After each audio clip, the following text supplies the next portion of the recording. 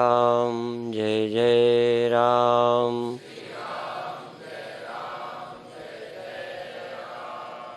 श्री राम जय जय राम।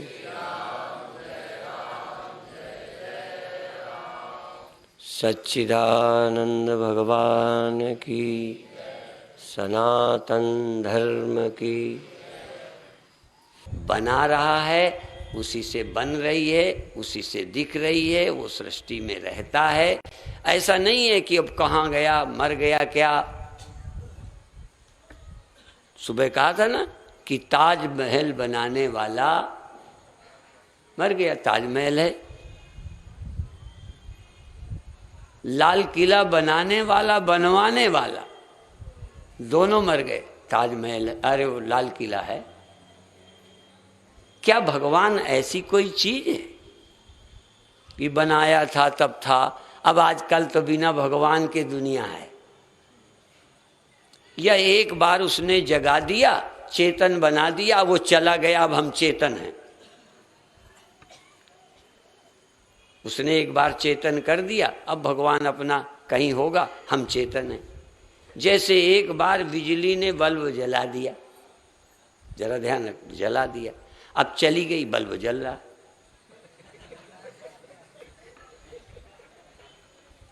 उस समय तो थी जब बल्ब जलाया था, अब जला दिया, अब जलता रहेगा। जैसे आप कहीं आग लगा देते हो, भग जाते हो। नहीं, एक गड़बड़ लोग आग लगा के चले जाते। आग लगाए जमालो दूर खड़ी। तो परमात्मा ने दुनिया बना दी, अब वो अपना क्षीर सागर में सो गए। ऐसा नहीं है।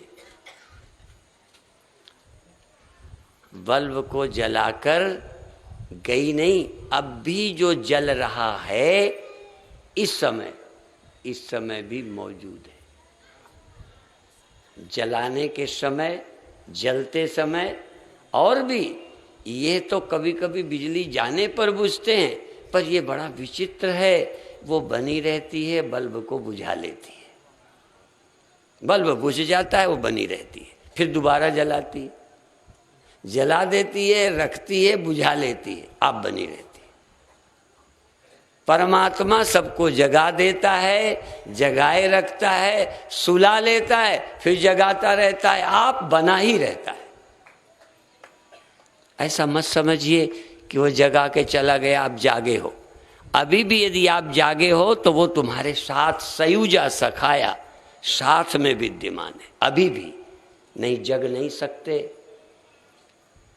इसीलिए महात्मा गांधी से किसी ने पूछा तो उन्होंने कहा ईश्वर है। क्यों? क्योंकि मैं हूं। रोशनी से पूछो, रोशनी ने कहा बिजली है। रोशनी ने कहा बिजली है। कहते क्यों? क्योंकि मैं जल रही हूं।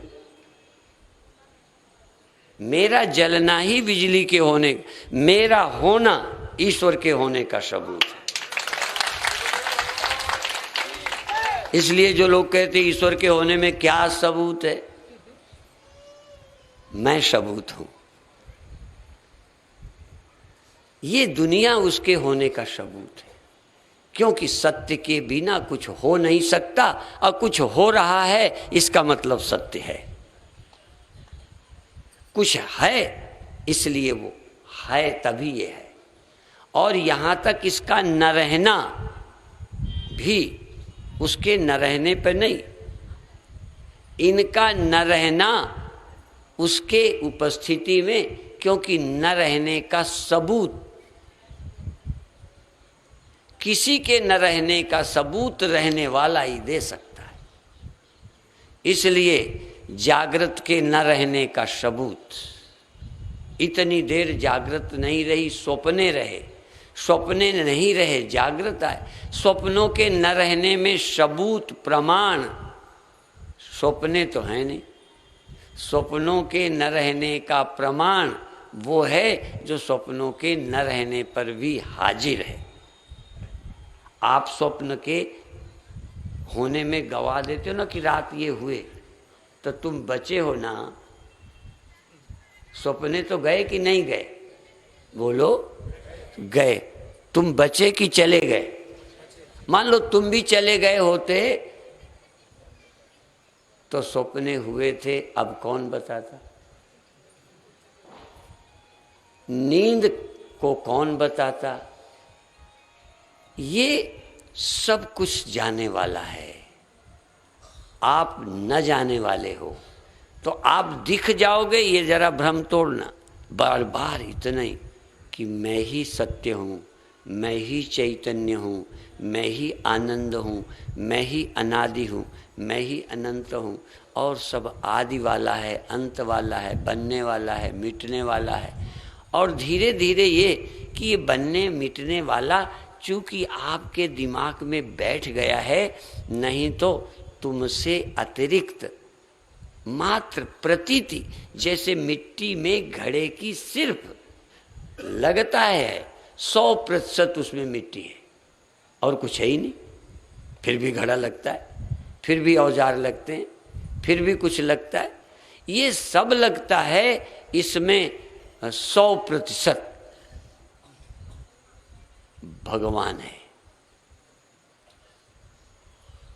ध्यान में कभी कभी ऐसा देखो कि मन में भी 100% मैं हूँ। मन में मन है, मन में मैं थोड़ा हूँ, इतना मन है, या 50-50% हैं, आधा मन आधे मैं। आप सावधान होकर देखो, तुम हो, मन नहीं है। और तुम सोचो और मन गया, तुम्हारी ही नज़र मन बन जाती है, तुम्हारी ही दृष्टि सृष्टि बन जाती है, तुम्हारा ही सोचना संसार है। तुम जरा सोचो, मैं का विचार करो, मैं कौन हूँ? अहंकार भी मैं हूँ, अहंकार भी मैं हूँ। ये जो सीमित है यहाँ, केवल जो यहाँ है वो अहंकार है। जरा ध्यान दें, केवल यहाँ लहर है, केवल यहाँ बुलबुला है, केवल यहाँ। और पानी केवल यहाँ है, लक्षण देखना, केवल यहाँ जो है उसका नाम बुलबुला, केवल यहाँ है इसका नाम लहर, ठीक। और पानी का केवल यहाँ है। तो देखो, जहाँ आप मैं कहते हो, इस अहंकार में भी चेतन है। यदि चेतन इस अहंकार में न होता तो यहाँ होना ही न होता। ये पर गड़बड़ क्या है, यहाँ है सिर्फ परिच्छिन्नता, सीमितता, उसका नाम दूसरा सीमितता। ये जो सीमित है वो लहर है, जो केवल यहाँ है या सीमित है, इसका नाम लहर है। जो केवल यहाँ है इसका नाम लहर है, केवल वहाँ है उसका नाम बुलबुला है, ठीक। सीमित और असीम इस बुलबुले में भी है, लहर में भी है, सब जगह है। पर असीम और सीमित, सीमित में असीम, पर असीम ख्याल में नहीं है तो सीमित जीवित लगता है। आपका जो मैंपना है, जो वहाँ हो यहाँ है, ये अहंकार है। पर ये अहंकार का जीवन भी, अहंकार भी कुछ नहीं, सीमितता का नाम अहंकार है। इतने एरिया का नाम बुलबुला है बस। असल में तो बुलबुला भी 100% पानी है। इसी तरह से इस सीमितता का नाम ही अहंकार है। इस सीमितता में जब ब्रह्म, सीमितता में जब ब्रह्म मिलता है तो अहंकार कुछ भी नहीं है। तो ये नहीं है कि अहंकार या मैं नहीं, इस मैं का ख्याल सीमित है, चैतन्य असीम है। तो जब हम वेदांती कहते हैं तो चैतन्य की असीमता, यही ध्यान करो चैतन्य की असीमता, अनंतता, अनादिता, अखंडता, अमरता,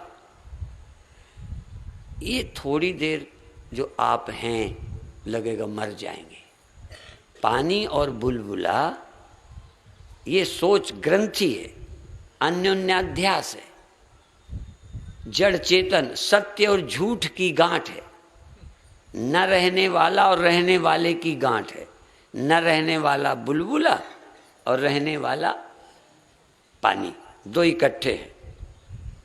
अब दो हैं कि नहीं हैं पे दो लगते हैं, दो नहीं, एक को तो बुलबुला ही लगता है, पानी लगता ही नहीं।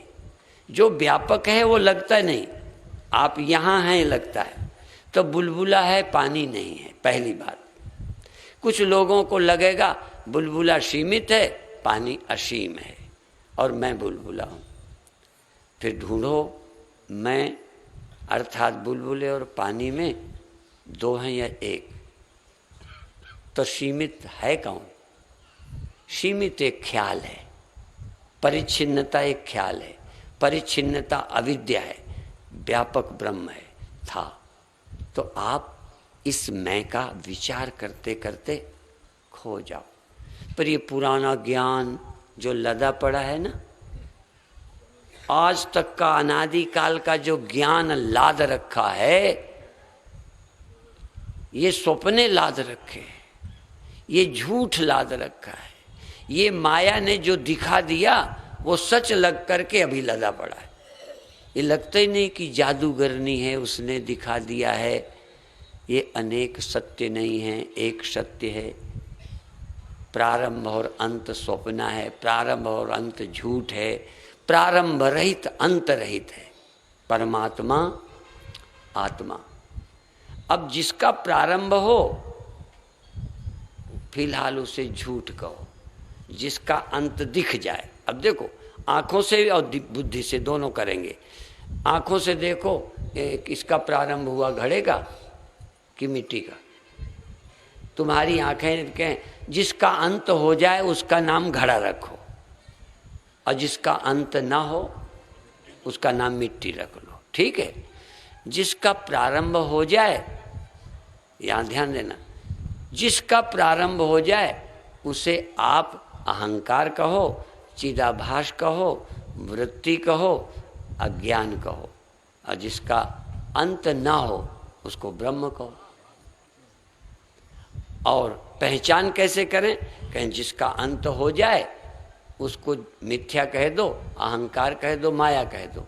जो उसके मिटने पर बच जाए, जो साक्षी हो कि हाँ ये तो मिट गया, उसको ब्रह्म कह दो।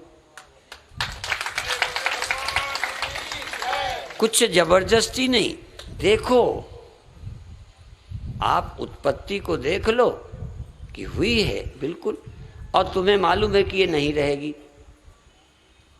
ध्यान है, सावधानी है, ये वृत्ति एकाग्रता नहीं रहेगी। अब यहाँ हो, यहाँ नहीं रहोगे, कान में थे नहीं रहे, देह में थे नहीं रहे, नहीं रहे, जाने दो। तो कुछ तो बचता है। ये न रहने पर न रहने का, कितने बार न रहने का आखिर कौन गवाही है? जो रहता है ये चला जाता है। बस जो नहीं रहता सबको माया कह दो, सबको अविद्या कह दो, सबको स्वप्न कह दो। जो रहता है उसे ब्रह्म कह दो। ये फैसला मरने के बाद करोगे ना? देह जब न रहेगा तब करोगे। और न रहने वाला ही मैं हूं।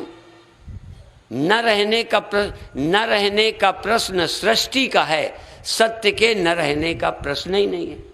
इसलिए अभी तो हूं, कल का क्या पता। कल भी वही न रहेगा जो न रहने वाला है, आज भी वही है जो रहने वाला है, कल भी वही रहेगा जो रहने वाला है, परसों भी वही रहेगा जो रहने वाला है। पहले भी नहीं रहने वाले नहीं रहे, आज भी नहीं रहने वाला ही न रहेगा, कल भी न रहने वाले होकर नहीं रहेंगे। न रहने वाला नहीं रहता, रहने वाला रहता है। और न रहने वाला सिर्फ प्रतीत होता है जैसा, फिर नहीं जैसा। पहले लगता है फिर लगता है नहीं है, लगता ही भर है, होता नहीं। जरा ध्यान, जैसे स्वप्न होता नहीं, दिखता ही है कि है, अभी दिखता ही है कि नहीं रहा। कोई है क्या जो नहीं रहा?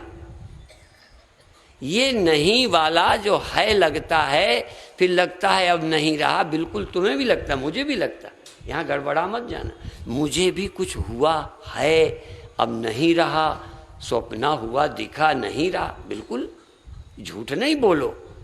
हमें भी ध्यान आया, नहीं रहा, ख्याल आया, ध्यान लगा, चैतन्यता आई, नहीं रही। अब चैतन्यता आई, थोड़ी देर बाद नहीं रही, चैतन्यता भी नहीं रही। घबराओ मत कि हम कैसे कह दें नहीं रही, पर इस चैतन्यता के न रहने का पता किसे? न रही ये सुन के बता रहे हो कि तुमने अनुभव किया है? अनुभव किया है तो किया उसी ने होगा जिसने न रहना देखा होगा। अब न रहना जिसने देख लिया, वो रहने वाले नहीं देखा, तो न रहने वाले का न रहना रहने वाले ने देखा। यही गीता की बात मैं रोज बताता हूं कि न रहने पर, न रहने वालों पर, रहने वाले पर जिसका ख्याल है कि हाँ मैं रहता हूं, ये नहीं रहते, बस हो गए ब्रह्म, हो गए आत्मा, हो गए मुक्त, हूं मैं अविनाशी। इसके लिए कोई पापड़ बेलना है क्या? समझने में काफी पापड़ बेलने पड़ेंगे, करने में नहीं, समझने में जितनी मेहनत है। इसलिए अथातो ब्रह्म जिज्ञासा, केवल ब्रह्म की जिज्ञासा करनी है।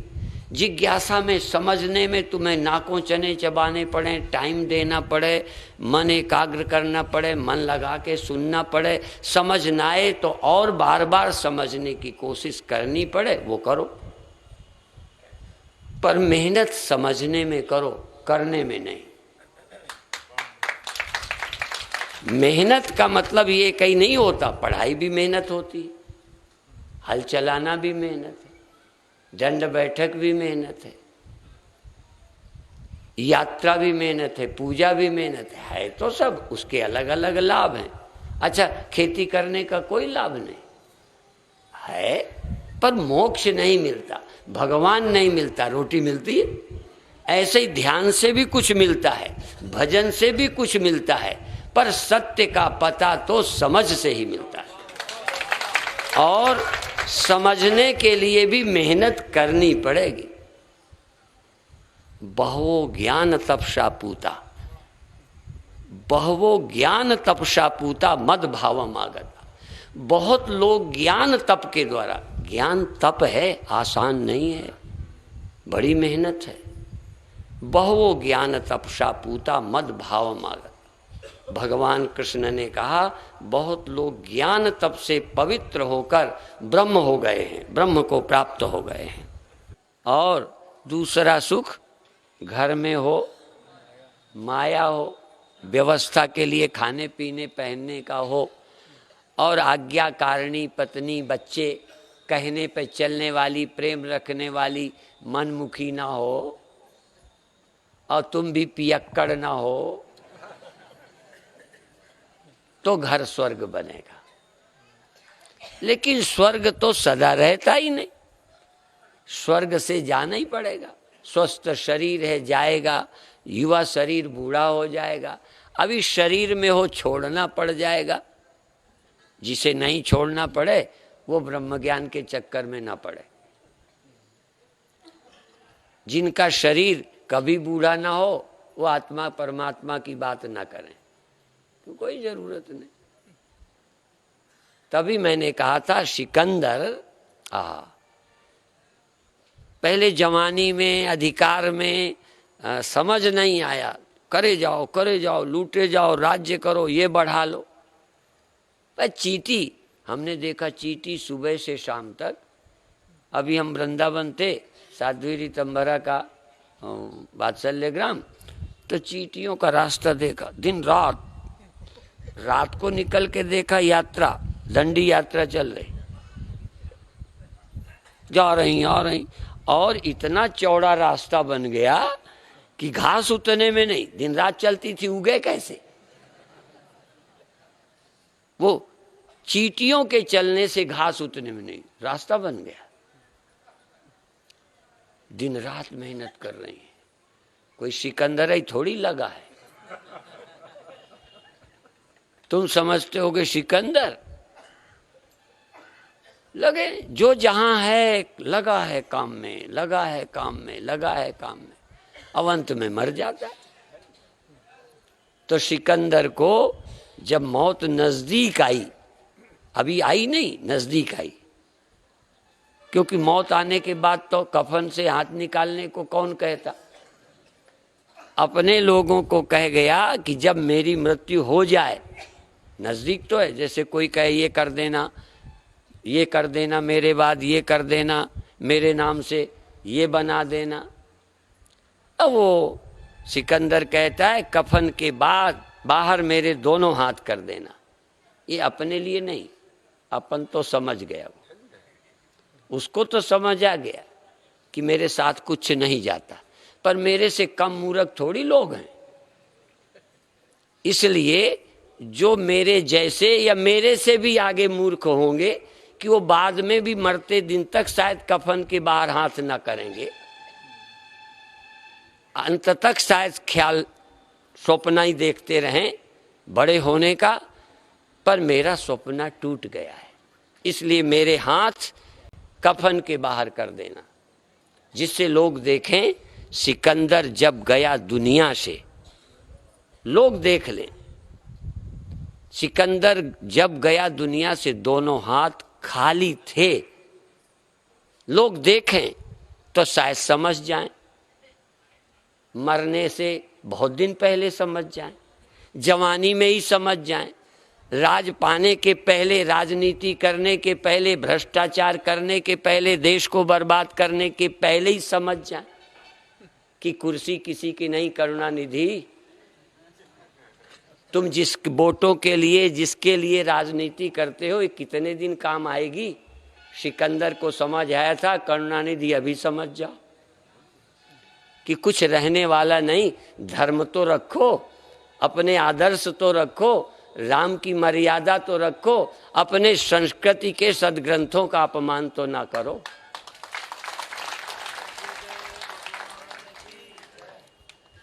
अब तो सिकंदर गया तो लोगों ने देखा, और ये लिखा हुआ रखा है, हम कथा भी करते हैं। पर सोचते होगे सिकंदर कोई बड़े बड़े देश ही में होते, घर में तक होते। छोटी छोटी बातों में आदमी उलझा है। कभी कभी तो आश्रम के अधिकार के लिए इतनी लड़ाई होती है। धन्य है संघ परिवार, बधाई के पात्र है कि यहाँ के कार्य, साउथ वाले को नॉर्थ, नॉर्थ वाले को साउथ, पूरब वाले को पश्चिम, पश्चिम वाले को पश्चिम, और पूरब कहीं भेज दिया जाता है, इतराज नहीं करता। हम अपने चेलों को इधर उधर नहीं भेज सकते। भले ये सन्यासी नहीं हैं, पर कई मामलों में सन्यासी से भी अच्छे हैं। शिक्षण है, संस्कार है छोड़ देने का, कहीं भेज दो। वो राष्ट्र के लिए, संगठन के लिए, उद्देश्य के लिए जीते। हम भी धन के लिए जिए, अपने अधिकार के लिए जिए। हम कर्तव्य क्या करेंगे? यदि आश्रम बना भी लेंगे और समाज को भ्रष्टाचार में चलना सिखा जाएं, तो रास्ता गलत बना गए। आश्रम तो बनाए, पर रास्ता, पुल नहीं बनाया, पुल तोड़ दिया। रास्ता नहीं बनाया, रास्ता ही बिगाड़ दिया। यदि हम गलत चल के थोड़ा धन, थोड़ा पद, थोड़ी प्रतिष्ठा पा भी लें, तो मेरे साथ तो जाएगी नहीं। और तुमने समाज को गलत चलना सिखा दिया। तो समाज को अच्छी दिशा में चलना सिखाना, और राम ने उपदेश से नहीं, इसलिए राम के लेक्चर बहुत कम हुए हैं। राम के उपदेशों की कथा कम है, राम के जीने की कथा है। इसीलिए ये वेद मंत्र राम पर लागू है, राम पर लागू है। स्वय स्वय चरित्र शिक्षेरन पृथिव्याम सर्व मानवा। सब मानवों को स्वयं चल के, बोल के नहीं, आचरण करके, आज्ञा पर चल के राम ने आदर्श दिखाया।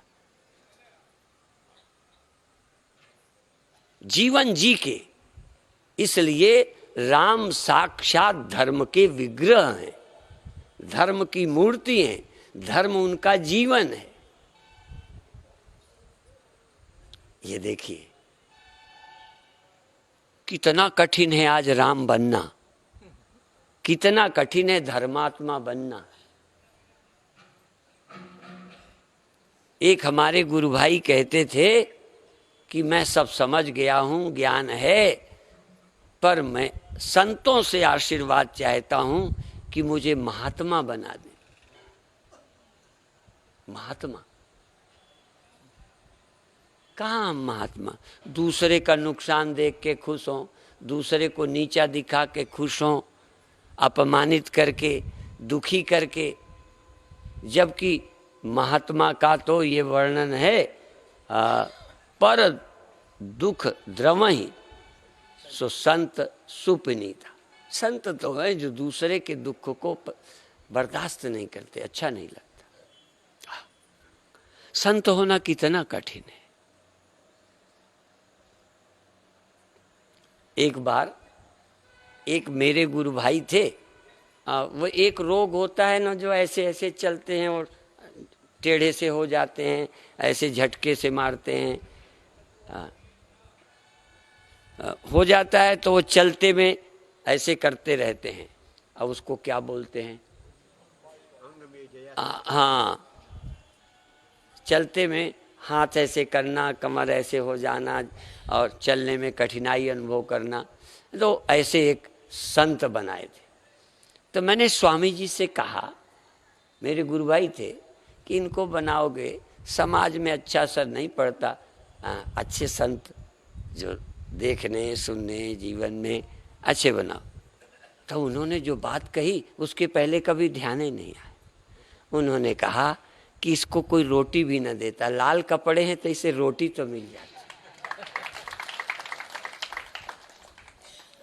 ये दया है संत की। अब इस बहाने लाइन में बैठ जाएगा, रोटी मिल जाएगी, खुश रहेगा। अभी नहीं मोक्ष चाहिए तो शरीर रहते रोटी तो सबको चाहिए। जब हत्यारों को, आतताइयों को, आतंकवादियों को मस्जिद में बिरयानी दी जा सकती है, जेल में भी मरने नहीं दिया जाता, खाना दिया जा सकता है, तो संसार में लूले लंगड़े को रोटी मिल जाए। तो इसलिए ऐसे लोगों पर भी दया, भूखे पर दया, गरीब पर दया, वस्त्रहीन पर दया, ये भी अच्छी चीज है। तो ये हमको, जो मेरे अंदर है, मैं बीड़ी पी जाता हूँ, शराब पी जाता हूँ, एक को पानी नहीं मिलता, मेरे कपड़े सड़ते रहते।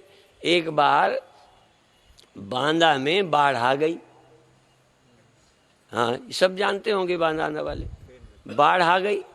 मैं अमृतसर से, अंबाला से, पानीपत से, कानपुर से ट्रकों में कपड़ा ले आया, पुराने नए जिसके पास जो थे, कि बांटूंगा। लाया तो दिल्ली में एक भक्त परिवार से 30 पैंट 30 शर्ट एक घर से मिले, 2 भाइयों से।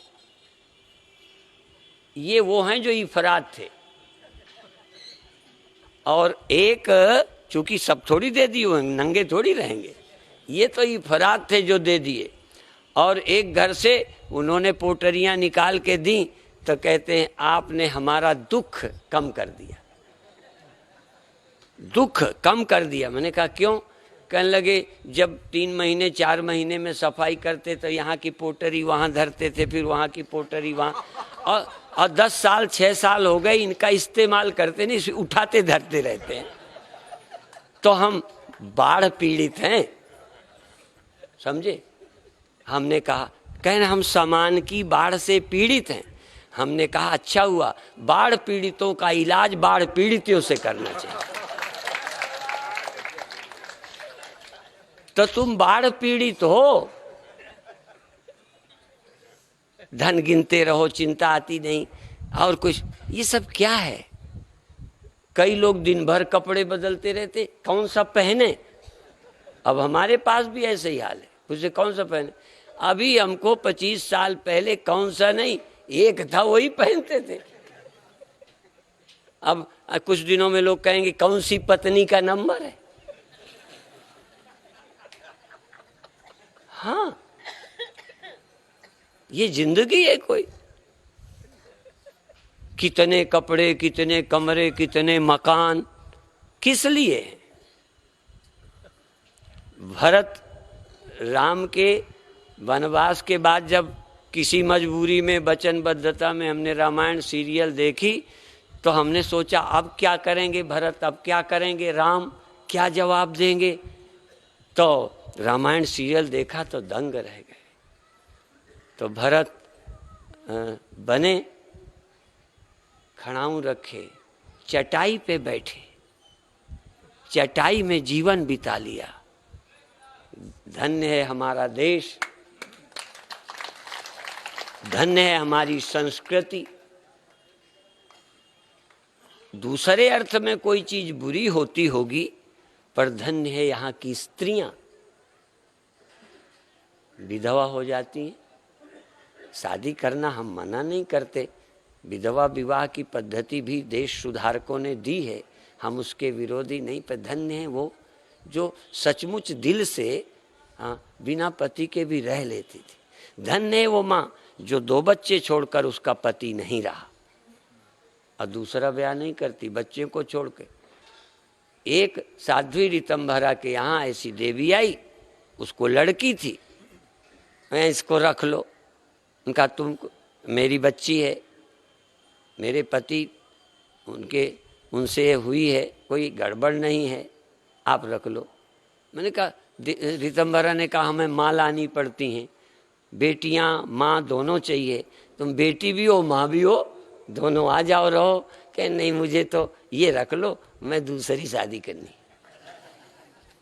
क्यों करनी, इसको ले जाओ। कह इसको वो नहीं रखने को तैयार है, इसकी बेटी को रखने को तैयार नहीं है, पर ये उसे खसम बनाने को तैयार है। देखिए, अपने बेटे को छोड़ सकती है, पर भारत की नारी में एक आध की गिनती है, ये तो ना के बराबर है। भारत की नारी अपने बच्चे के लिए किसी के साथ नहीं जाती, बच्चे को पालती, बच्चे को नहीं छोड़ती, जीवन यापन करती है। कभी कभी दुख में लगता है मर जाऊं, पर मरती नहीं कि इन बच्चों का क्या होगा। और कभी कभी यदि मरना ही पड़े तो बच्चों को लेके मरती है कि इनका क्या होगा। अच्छा बुरा मैं नहीं जानता, भारत का दिल, भारत की सोच, बेटा पिता के लिए, पिता बेटों के लिए जीता है, पत्नी पति के लिए, पति पत्नी के लिए जीता है, एक दूसरे के लिए। हम अपनों के लिए जीते हैं, अपने लिए नहीं जीते।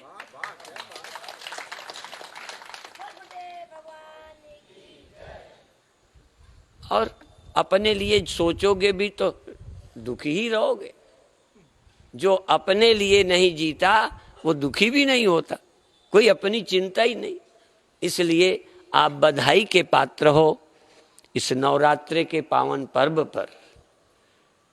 कई दिन तक ये सुनने का अवसर मिलता है, इसमें से कोई बात भी जल्दी भूल जाती है, कैसेट ले जाओ, बार बार सुनो।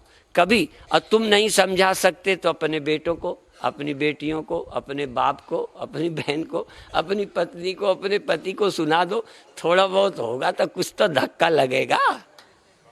सुनाओ, तुमसे नहीं सुनेंगे, बड़ी मुश्किल है। इतना समाज बिगड़ गया। एक पत्नी इंदौर में आई, कहने लगे घर चलो, उनको समझा देना। मैंने कहा मैं समझाऊंगा कोई बहाने से, तुम वहां बोलना मत। पर इनको भी चैन नहीं, मुझे ले गई, कहने लगे स्वामी जी इनको समझाओ, ये ऐसा करते। वो जो सुनने का मूड ही खत्म। शिकायत पत्नी ने किया, भी पति चुपचाप सुने। तो कहते हैं स्वामी जी ये मेरे पैर की जूती मुझे समझाती है। लो, तो समझते हो कि मंदोदरी की बात न मानने वाला रावण तब ही था लंका में। अभी घर घर बैठे हैं जो पत्नी की नहीं मानते, पत्नी की सलाह जहर लगती है, ये हमें समझाती। अब पत्नी मंत्राणी है, पत्नी भाई है, पत्नी पिता है, पत्नी गुरु है, हाँ पत्नी वैश्या है। तुमको इधर उधर न भटकने दे, इसके लिए वैश्या तुम जैसे राजी हो मेरा इस्तेमाल करो, पर भटको मत। मंत्री है, कवियों ऐसा मत करो। बहुत मंदोदरी ने भी समझाया कि जानकी नहीं लाए, जानकी लाए हो, इसलिए छोड़ दो, पर नहीं समझा। जो न समझे, अच्छी सलाह समझो, रावण ही है। इसलिए रावणों से छुटकारा, हाँ, और रावण के पक्षधरों से छुटकारा, हाँ, करने के लिए हिंदू को जागरूक होना चाहिए। अपनी संस्कृति बचाओ, हम नेताओं से बचाओ, संस्कृति बचाओ। हाँ, नेताओं से बचो, ये अपने राजनैतिक स्वार्थ के लिए कब क्या बोलेंगे इनका कोई ठिकाना नहीं। धर्म तो वही बात सदा बोलता है, धर्म ग्रंथ नहीं बदलता, नेता बदलते रहते हैं। तो जो बदलते रहते हैं, जो वो एक कहावत है ना, जिनकी बात अनेक है उनके बाप अनेक है। इसलिए बदलने वालों का नहीं, बल्कि एक निष्ठा में रहने वालों का हृदय में सम्मान करो। राम को हृदय में बिठाओ, रामायण का स्वाध्याय करो और उपनिषद पढ़ो, गीता पढ़ो, जीवन को ऊंचा बनाओ। मृत्यु और जन्म और इस सारी सृष्टि को अध्यस्त एक में जैसे सब बने हैं, सत्य एक है, इस बात का बार बार विचार करो, जिससे तुम व्यक्तिगत, तुम्हारा काम क्या, धन तुम्हारा नहीं, शरीर तुम्हारा, पुत्र तुम्हारा नहीं, सब जाने वाले हैं, रोग यदि, पर अध्यात्म, अपने लिए आध्यात्मिक बनो, अपने लिए। जन्म मरण दुख से छूटने के लिए आध्यात्मिक बनो, और जब तक तन मन धन है तब तक राष्ट्र की सेवा करो। ओम शांति शांति।